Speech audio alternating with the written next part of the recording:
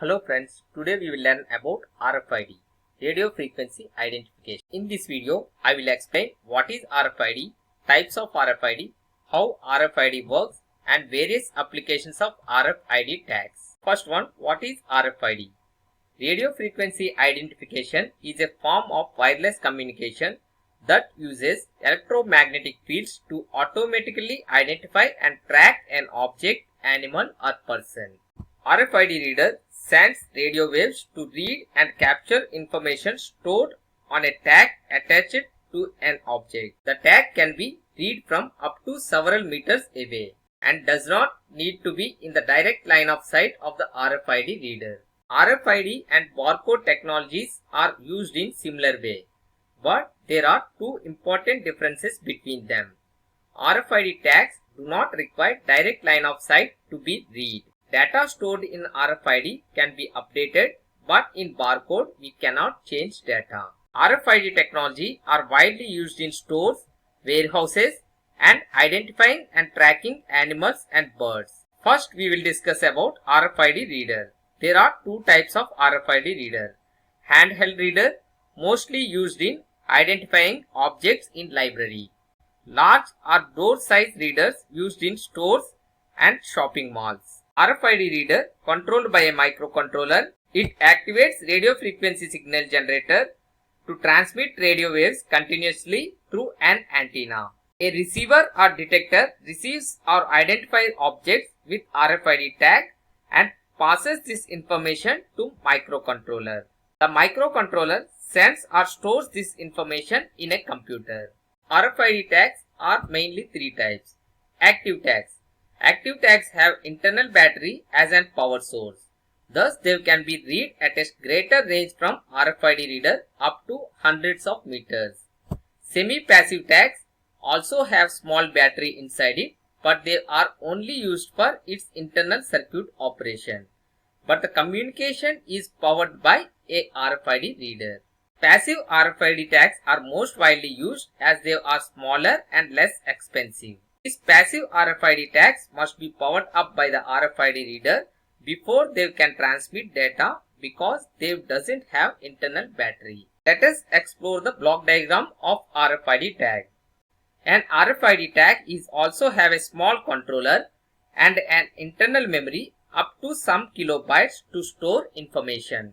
A transponder means a transmitter and receiver receives signals from RFID reader, and a rectifier circuit generates power for the controller and memory. So the data stored in the memory can be transmitted by the controller through transponder and an antenna. The passive RFID tags first receive signals from RFID reader, then only they can able to transmit data. But an active RFID tag continuously transmits data without any acknowledgement from RFID reader. There are four main RFID frequencies: low frequency, high frequency, ultra high frequency, microwave ultra high frequency. Frequencies varies greatly by country and region. Low frequency RFID systems ranges from 30 kHz to 500 kHz. But the typical frequency is 125 or 134 kHz. Low frequency RFID has a short transmission range up to 50 centimeters only. Near field communication or high frequency RFID systems frequency range from 3 MHz to 30 MHz. But the typical frequency is 13.56 MHz. The transmission range is up to 1 meter.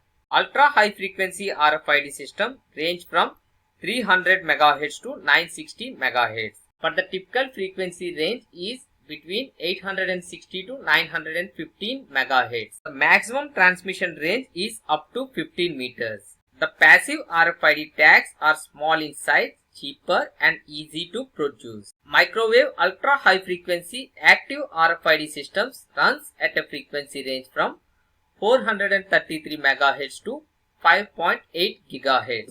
The typical frequency is 2.45 GHz. The transmission range is up to 300 meters. These RFID tags are expensive and have internal battery inside them. Now we will see the working principle of LF and HF RFID tags. In this communication, RFID reader and RFID tags are very close to each other. So the working principle is based on inductive coupling, like mutual coupling in transformer. Some portion of energy is rectified by rectifier and provides power to the controller. And some frequency is also used for synchronization clock for the controller. There is a load connected to the controller and the controller switches on and off this load according to the data stored in the controller. So the voltage is also generated in the RFID tag coil. This load on and off to generate current is called load modulation. The generated voltage in the RFID tag coil is read by the RFID reader coil. In this way, we generate modulation on the carrier frequency. According to the data stored in the controller. The LF and HF RFID tags works like this. Now we will see the working principle for the ultra high frequency. The distance between RFID reader and RFID tags are some meters away. RFID reader continuously sends strong high frequency radio waves. In response, the tag will also send signals to the RFID reader. This response signal is known as backscattered signal. The intensity of this response signal depends upon the load matching of the coil. The data stored in the controller drives the load matching of this coil. If the load matches exactly, the intensity is more. If the load is not matched, the intensity of this signal is less. So, by changing the condition of the load, we can change the intensity of the backscattered signal. The condition of the load is changed according to the data stored in the microcontroller. By this way, RFID reader is able to sense the data stored in the RFID tag controller. The UHF microwave RFID tags works on the principle of backscattered modulation. Now we will discuss the applications of RFID tags. RFID tags are widely used in institutes like schools, colleges, hospitals and libraries and etc. RFID tags are also widely used in logistics and transports to identify the vehicles and purchasing tickets and etc.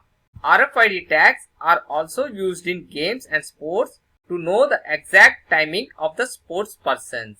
RFID tags are also used in animals and birds identification and tracking. Thanks for watching this video. Please like, share and subscribe my channel. Have a nice day.